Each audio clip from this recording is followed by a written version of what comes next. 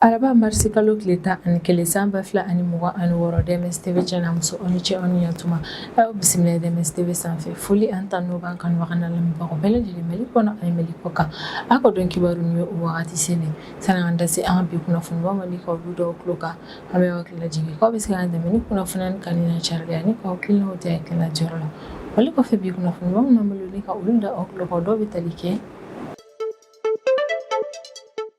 ina fɔ bɛɛ lajɛlen yɛrɛ kɔni b'a kalama cogo min n bɛ wagati min na ina fɔ ko bi min yɛrɛ kɔni an ka OCS ma o ni office central de stupéfiant ni ne cakɛda an ka Mali jamana kɔnɔ na minnu ka baara bɛnnen don ɲanimafɛn donni kɛlɛli ma ni ka bɔ an ka Mali jamana kɔnɔ ina fɔ bɛɛ lajɛlen yɛrɛ kɔni b'a kalama cogo min n bɛ wagati min na ina fɔ ko bi olu maaw yɛrɛ kɔni cɛsirilen don fɛɛrɛ bɛɛ lajɛlen latigɛ la walasa min an Mali jamana kɔnɔdenw ka se ka an ka kɛnɛyako yɛrɛ kɔni kisi ni ɲanimafɛn ni yɛrɛ kɔni kɔlɔlɔ ma o ko hukumu yɛrɛ de kɔnɔna ko sibiri tɛmɛnen marisi kalo tile 7 san 2026 an ka Mali OCS ma minnu yɛrɛ kɔni ka yɔrɔ yɛrɛ kɔni bɛ Sikaso région kɔnɔ k'olu kɔni opération belebeleba dɔ yɛrɛ kɔni kɛ Sikaso région kɔnɔ na kɛrɛnkɛrɛnnenya la Bugu la Amo quartier yɛrɛ kɔni kɔnɔ na a kɔni yirala k'a fɔ ko ni opération yɛrɛ kɔni senfɛ ko Sikaso OCS ma yɛrɛ kɔni sera ka u bolo da couche ni ale ye ɲanimafɛn ale kɔni kilogramme 8 yɛrɛ de kɔni kan maa dɔ bolo ni région kofɔlen kɔnɔna na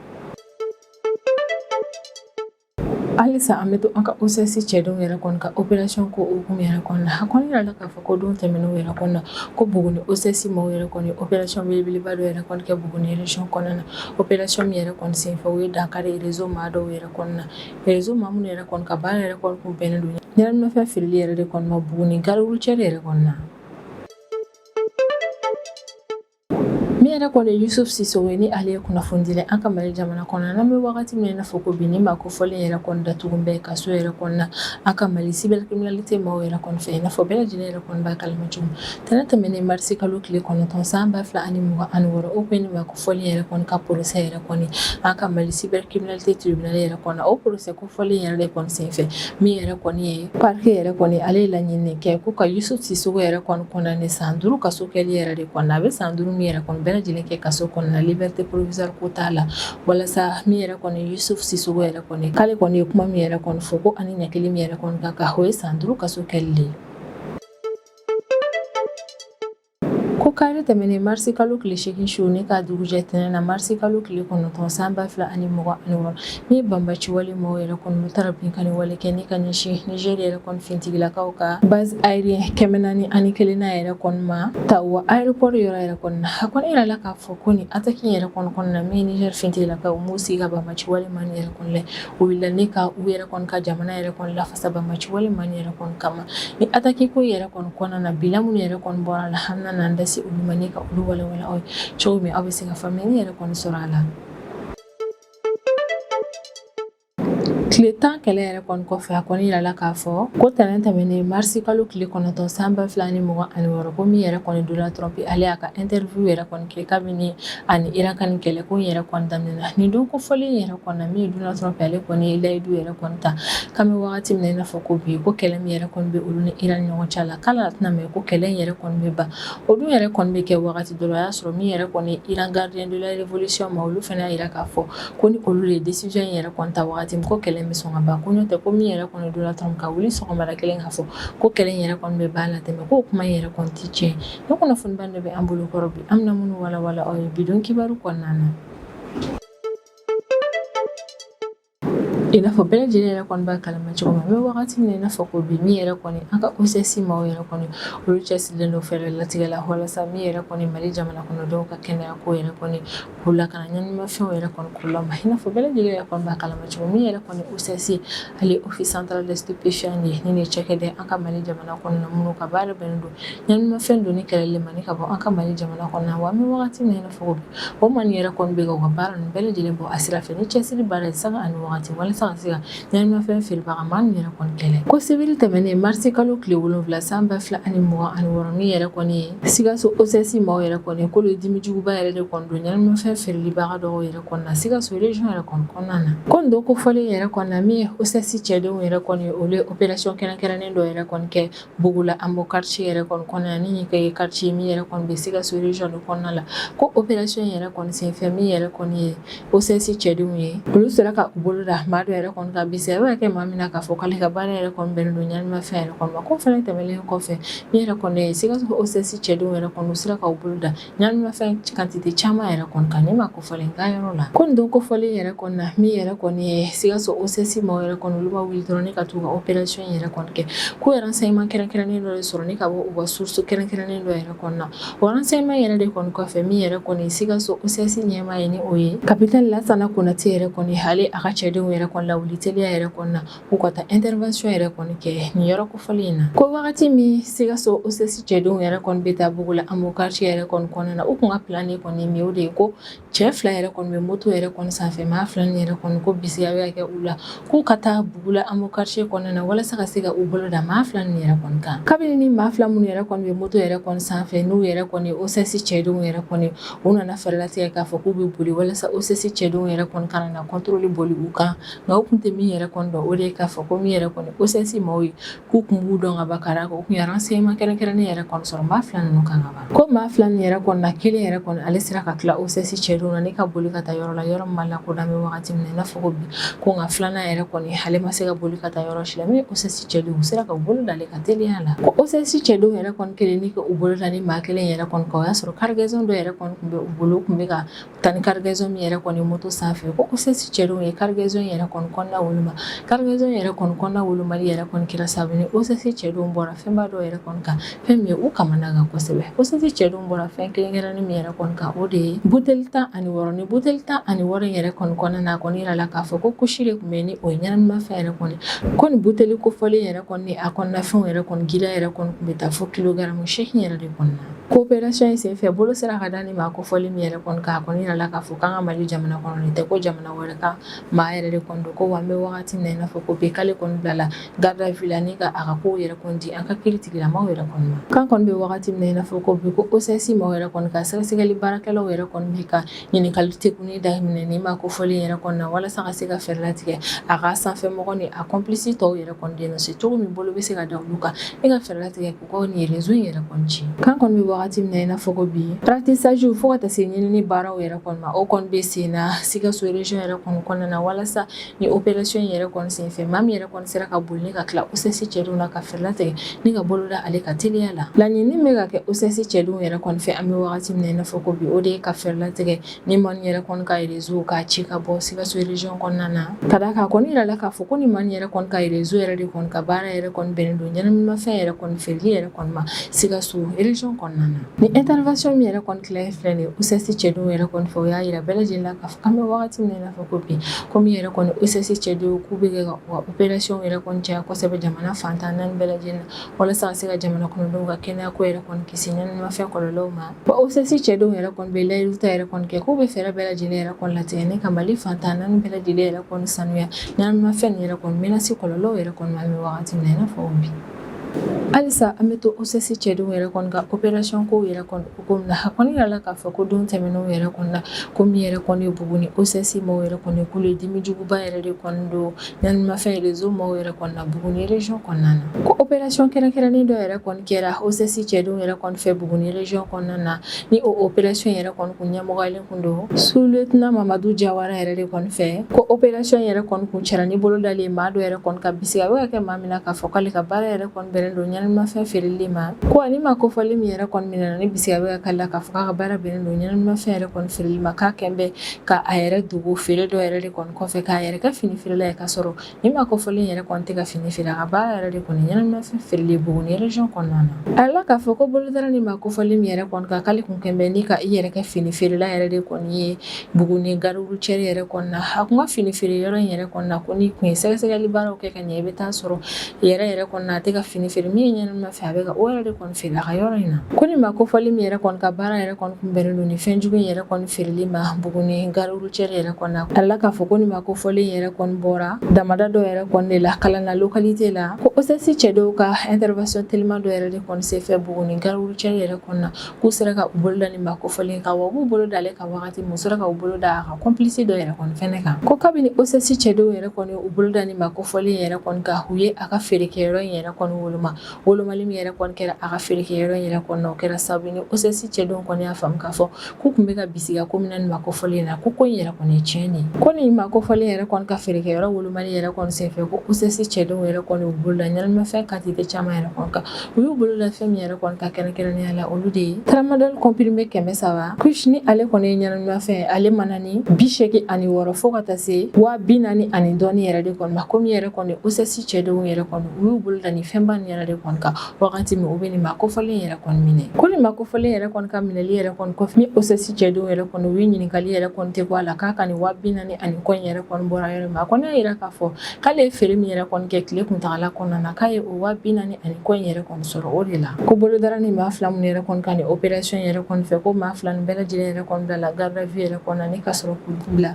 an ka Mali kiiritigɛlamɔgɔw yɛrɛ kɔni ka bolo kan ni opération min yɛrɛ kɔni kɛlen filɛ nin an ka OCS cɛdenw yɛrɛ kɔni fɛ u bɛ tali kɛ u ka cɛsiri baara la walasa min yɛrɛ kɔni ɲɛnaminimafɛnw carili an ka jamana kɔnɔna ka dankari o la kɛrɛnkɛrɛnnenya la damadaw yɛrɛ kɔnɔna ka d'a kan bɔ kɛra kalama k'a fɔ ko damadaw yɛrɛ kɔnɔna ko min yɛrɛ kɔni ɲɛnaminimafɛn yɛrɛ kɔni k'a bɛ ta o yɔrɔ nin na kosɛbɛ wali min yɛrɛ kɔni bɛ ka kɛ sababu ni o yɔrɔ nin yɛrɛ kɔni bɛ ka kɛ yɔrɔ ye lakana tɛ yɔrɔ minnu na o yɛrɛ de kɔnɔ OCS cɛdenw yɛrɛ kɔni b'u cɛsiri ka fɛɛrɛ bɛɛ lajɛlen latigɛ min yɛrɛ kɔni ɲɛnaminimafɛn feereli carili an ka jamana kɔnɔna ka dankari o la cogo sugu bɛɛ la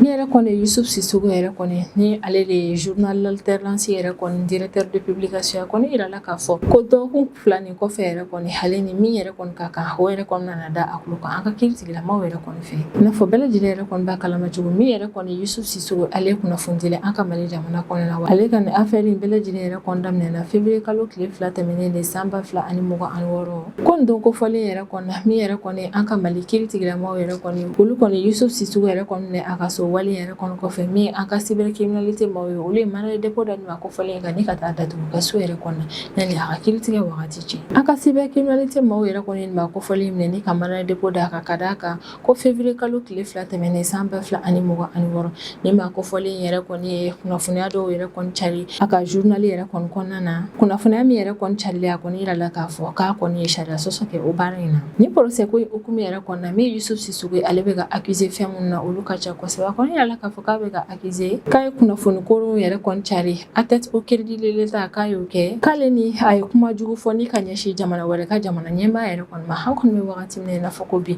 ni accusation belebeleba nin yɛrɛ de kɔni bɛ ka kɛ ni ka ɲɛsin Yusuf Sisogo yɛrɛ kɔni ma ko kabini Yusuf Sisogo yɛrɛ kɔni ni mandat de dépôt yɛrɛ kɔni dara ale yɛrɛ kɔni ka février kalo tile 5 tɛmɛnen san 2026 ko tɛnɛ tɛmɛnen de mars kalo tile 9 san 2026 ni makofɔlen yɛrɛ kɔni kun bɛ an ka cybercriminalité maaw yɛrɛ kɔni ka tribunal la o don yɛrɛ de kɔni a ka procès yɛrɛ kɔni daminɛna ko nin don kofɔlen yɛrɛ kɔni na mun ye Yusuf Sisogo yɛrɛ kɔni ale yɛrɛ kɔni kun bɛ tribunal yɛrɛ kɔni na walasa ka se ka jaabi kɛ ni ka ɲɛsin a ka ko kɛliw yɛrɛ kɔni ma kiiritigilamaw yɛrɛ kɔni ɲɛma min yɛrɛ kɔni ye parquet maaw yɛrɛ kɔni ye olu y'a laɲini kɛ kiiritigilamaw yɛrɛ kɔni fɛ ko min yɛrɛ kɔni ye san 5 kaso yɛrɛ de kɔni ye ko ka o di Yusuf Sisogo yɛrɛ kɔni ma ko san 5 yɛrɛ kɔni kɔnɔna a tɛ se ka bɔ cogoya si la min yɛrɛ kɔni liberté provisoire a t'o sɔrɔ k'a bɛ san 5 dafalen yɛrɛ kɔni kɛ kaso yɛrɛ kɔni na wa min yɛrɛ kɔni ye parquet général yɛrɛ kɔni a ma dan o dɔrɔn ma kabini wagati min na i n'a fɔ ko bi min yɛrɛ kɔni Yusuf Sisogo ka journal yɛrɛ kɔni ni o ye journal alternance yɛrɛ kɔni ko fɛnɛ yɛrɛ kɔni menacé don ka d'a kan parquet yɛrɛ kɔni laɲini kɛ ko ka nin makofɔlen yɛrɛ kɔni ka journal yɛrɛ kɔni suspend san 10 kuntagala kɔnɔna na san 10 yɛrɛ kɔni kɔnɔna na ka journal yɛrɛ kɔni tɛ baara kɛ ka sanga ni parquet général yɛrɛ kɔni ka laɲini yɛrɛ kɔni min Yusuf Sisogo yɛrɛ kɔni ka avocat yɛrɛ kɔni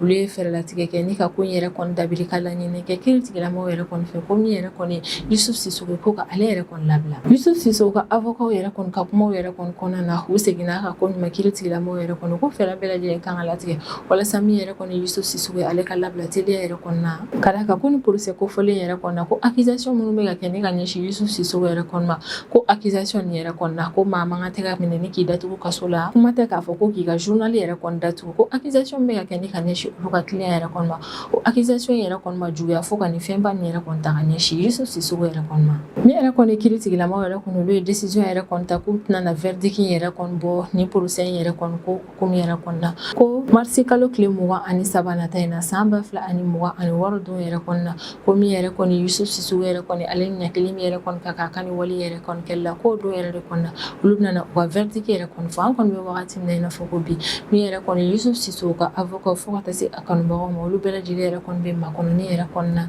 yanni nin don kofɔli yɛrɛ kɔni cɛ ni yɔrɔ yɛrɛ kɔni na kɔnɔna halisa an bɛ delili kɛ ni ka ɲɛsin a ka Mali kiiritigilamaw yɛrɛ kɔni ma k'a yirala k'a fɔ k'an bɛ wagati min na i n'a fɔ ko bi ko baara yɛrɛ kɔni kɔnɔna na fili bɛ maa caman yɛrɛ kɔni sɔrɔ ko yɛrɛ de kɔnɔ u k'a lajɛ kiiritigilamaw yɛrɛ kɔni k'u ka hinɛ yɛrɛ kɔni se an ka nin kunnafonidila yɛrɛ kɔni ma.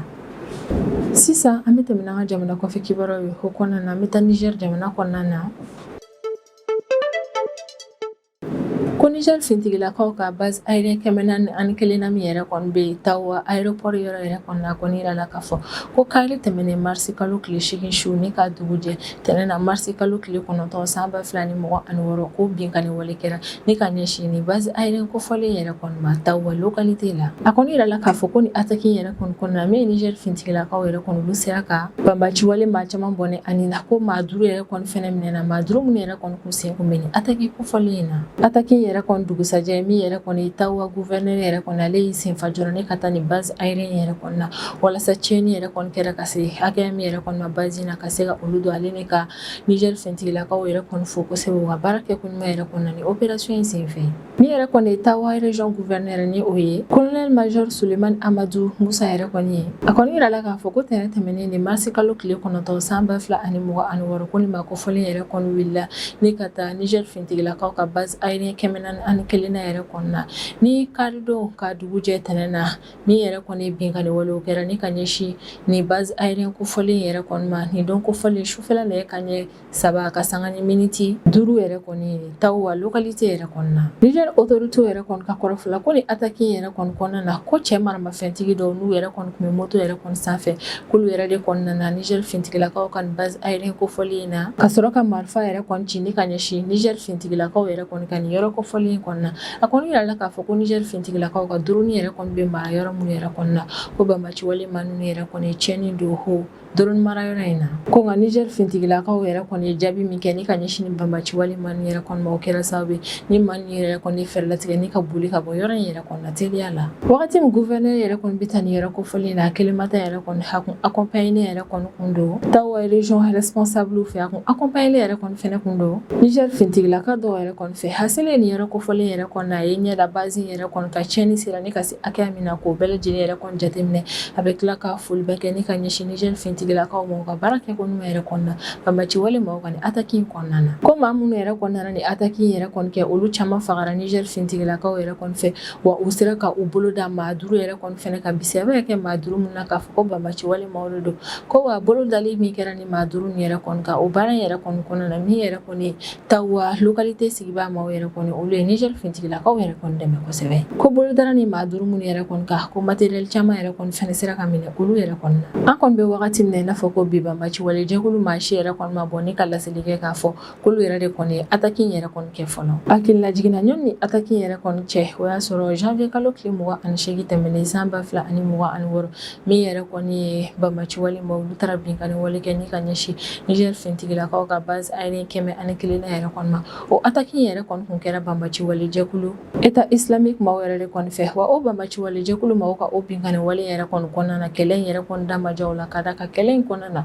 ni Niger fintigilakaw sera ka banbaci wale maa 20 bɔnɛ ani na ni k'u bolo la maa 11 yɛrɛ kɔni kan ni attaque min yɛrɛ kɔni kɛlen filɛ nin ye Tawa yɛrɛ kɔni base aérienne yɛrɛ kɔni na yirala k'a fɔ ko yɛrɛ kɔni fɛnɛ da yɛrɛ kɔni ma ja banbaci wale maaw la min yɛrɛ kɔni ye Tawa gouverneur yɛrɛ kɔni ale selen ni yɔrɔ kofɔlen na ye hakilisi kuma fɔ k'a yira k'a fɔ k'an bɛ wagati min na i n'a fɔ ko bi ko Tawa localité yɛrɛ kɔni bɛ Niger fintigilakaw ka bolo kan ko min yɛrɛ kɔni ye Tawa aéroport yɛrɛ kɔni ko a dayɛlɛlen don wa yɔrɔ in lakananen don ko min yɛrɛ kɔni voyage baaraw ye halisa u bɛ continuer aéroport kofɔlen in kɔnɔna na a bɛ welemada kɛ ni ka ɲɛsin Tawa localité sigibaa maaw yɛrɛ kɔni ma k'u ka jateminɛw yɛrɛ kɔni caya n'u bisigara maa o maa yɛrɛ kɔni ka ko kɛtaw yɛrɛ kɔni na laɲininen don u fɛ k'u teliya joona ni k'u ka jamana numéro vert mɔgɔw wele k'o kunnafoniya da olu tulo kan wa a bɛ sinsin a kan k'an bɛ wagati min na i n'a fɔ ko bi ko min yɛrɛ kɔni opération de ratissage o k'o baaraw yɛrɛ kɔni bɛ ka kɛ Niger fintigilakaw fɛ walasa ka se ka fɛɛrɛ bɛɛ lajɛlen latigɛ min yɛrɛ kɔni banbaci wale maaw olu kana se k'a fɔ k'u bɛna ni ɲɔgɔnna attaque yɛrɛ kɔni kɛ ni localité kofɔlen in na ni ne bɛ dansigi an ka bidon kibaru la an b'an kanubaga n'an lamɛnbagaw bɛɛ lajɛlen fɔ Mali kɔnɔ ani Mali kɔ kan an bɛ hakilina jigin k'aw bɛ se k'an dɛmɛ ni kunnafoniya nin kan ni lacarilen ne ka hakilinaw di hakilina diyɔrɔ la wale kɔfɛ an b'a fɔ yan ko aw k'an bɛn a ɲɔgɔnna wɛrɛ ma